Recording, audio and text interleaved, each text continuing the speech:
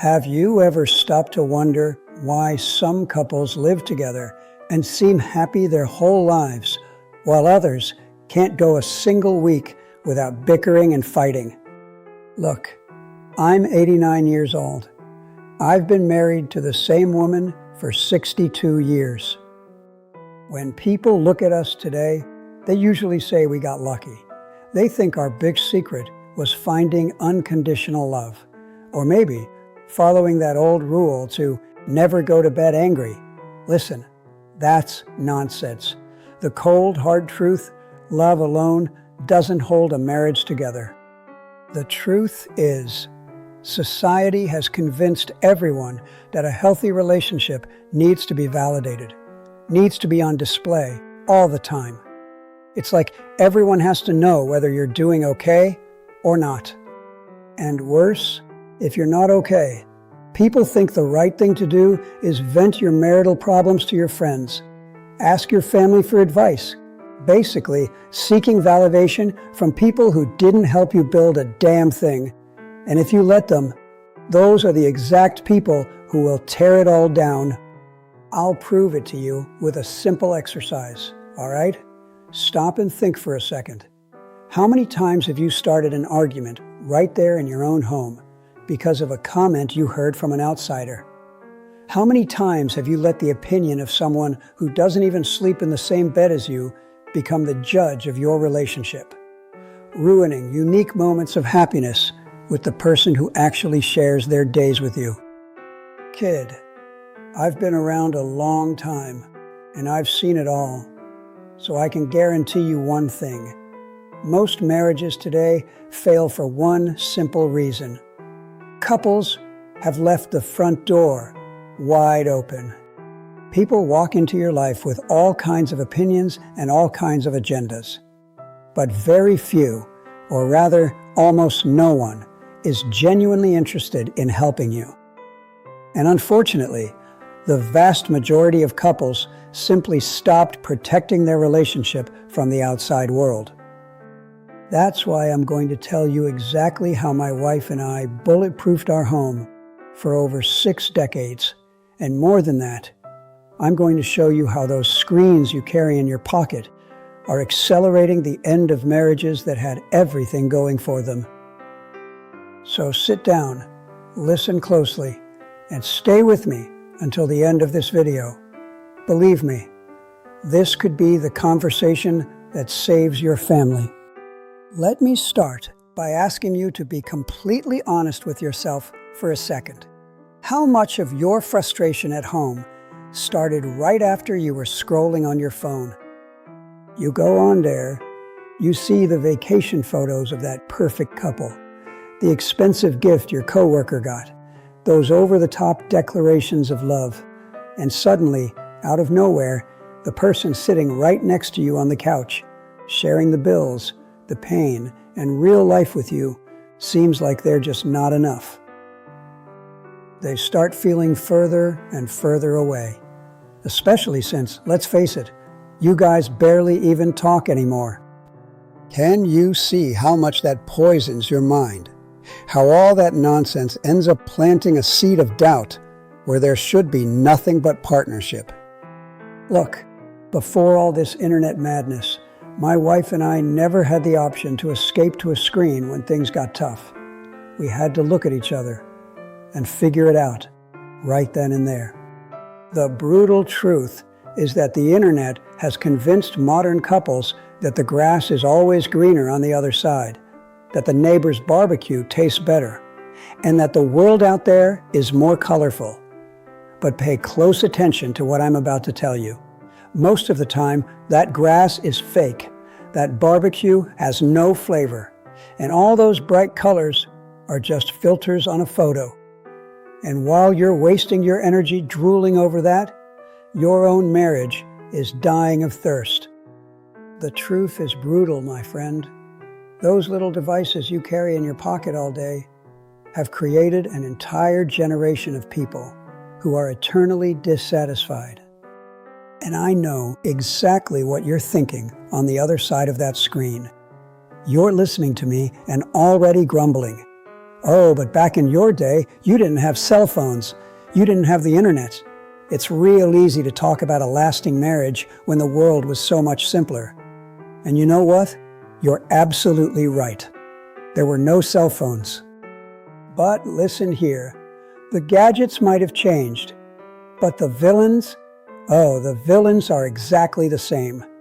And if I had let them, they would have destroyed my home, just like they keep destroying so many families today. Because long before there was a glass screen for you to scroll through, there was the landline phone, the gossiping neighbor's kitchen table, the bar stool, and that Sunday dinner with the whole family chiming in with their 2 cents. And do you know who the common enemy from 60 years ago is? The one that's still going strong today? The so-called shoulder to cry on. Yeah, you leave the house angry, or nowadays you just fire off a text, and you start listing all your partner's flaws to your mom, your dad, or your best friend. In short, you take the wounds of the person who sleeps next to you, and you put them on display for the whole world to see. But look, here's the part nobody has the guts to tell you. 2 days later, the dust settles. You talk it out in the bedroom, you end up forgiving each other. Love wins, and your life together goes back to normal, right? But you know who didn't forgive? Your mother, your friend. You know why? Because they didn't see the reconciliation. That horrible picture you painted of the person you chose to love is going to be stuck in their heads forever. So tell me honestly, is it really worth dragging the name of the person who takes care of you when you're sick through the mud just to get 5 minutes of a pat on the back from someone who doesn't even live your life? That's why my wife and I learned a golden rule right in our first year, back in 1964. The exact moment you open your mouth to complain about your partner to an outsider, you are literally handing a sledgehammer to someone who didn't help build your house. Family and friends love taking sides. They listen to your anger in the heat of the moment. They blindly buy into your fight, and they tell you exactly what your bruised ego wants to hear. Oh, you don't deserve this. Or, listen, if I were you, I wouldn't put up with that. And believe me, the worst part of all this is yet to come. There's something about seeking outside advice that nobody tells you. The moment you do it, you have just betrayed that person. What do you mean, betrayed, you ask me? It's because you, like most people nowadays, think cheating is just kissing someone else or going to bed with someone else. Total nonsense.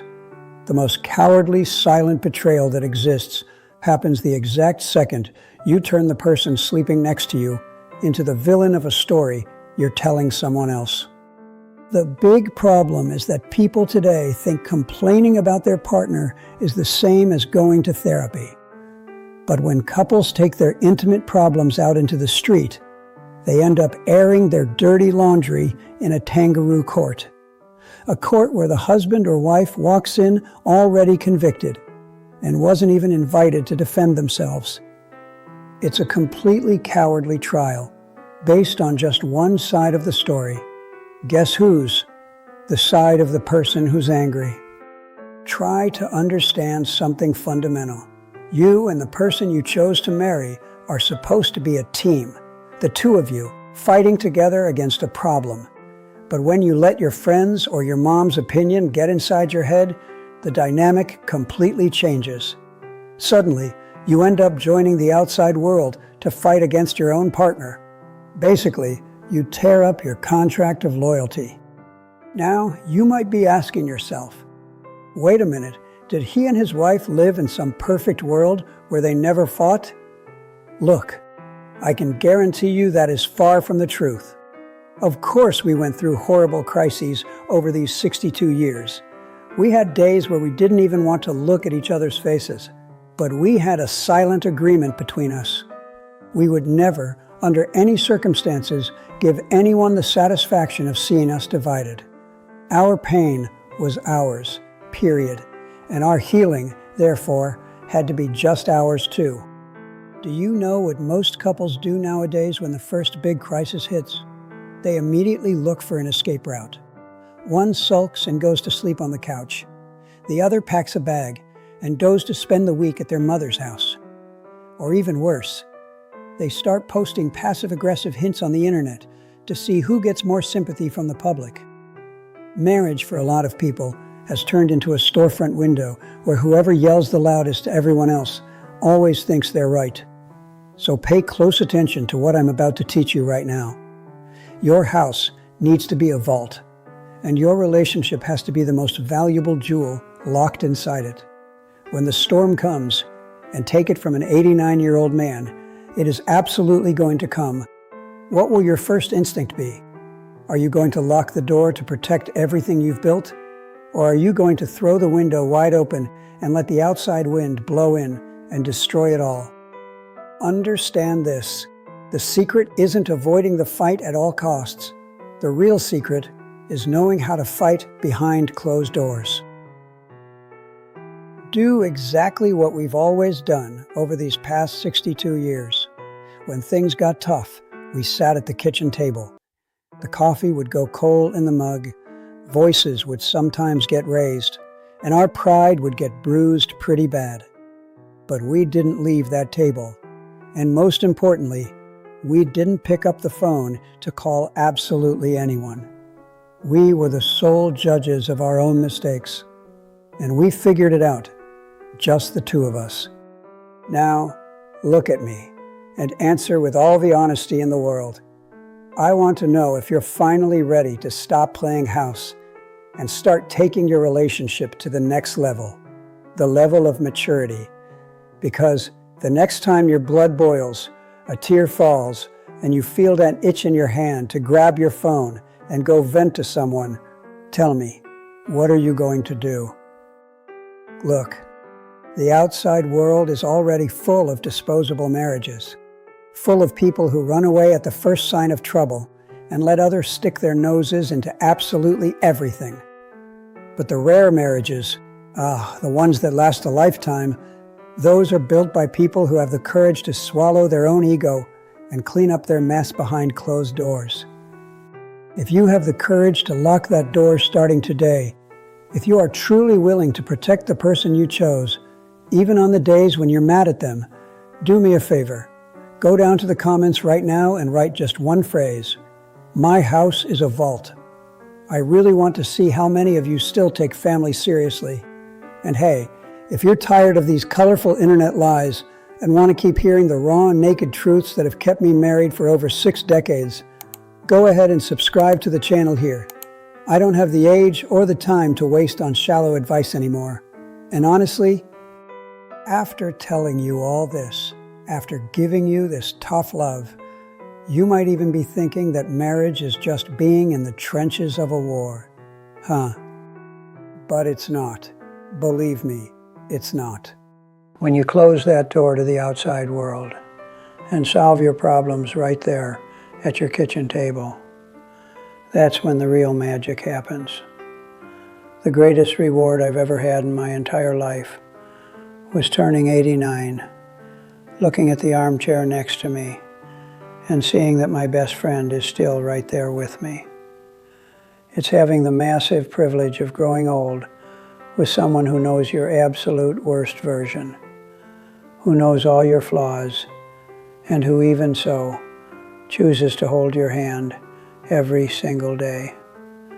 The world out there is very loud, my friend. A lot of times it's lonely and crowded with shallow opinions. But when a couple learns to protect each other, they create an unbreakable fortress. They aren't just there surviving the passing of time. They start building a legacy, a peace of mind and a safe harbor, where love isn't just a pretty word to post on the internet, but a daily decision of pure loyalty. And look, it's worth it. Every tear, every ounce of pride swallowed, every fight settled inside the house. It's so worth it. That's why I'm going to ask you just one thing right now. Don't keep this conversation just to yourself. Take this video right now and send it to your wife. Send it to your husband. Sit down on the couch together, watch this again, and make the agreement today to close that front door once and for all. And if during the video you thought of someone, that friend or family member who's out there letting the world destroy their own home, share this video with them too. Sometimes this is the exact wake-up call they're missing to save their relationship. Well, I still have a lot of stories to tell and a lot of advice that this internet needs to hear. So don't forget to subscribe to the channel so we can continue our conversation next time. Now go on, go take care of your family, and never forget, your house is a vault.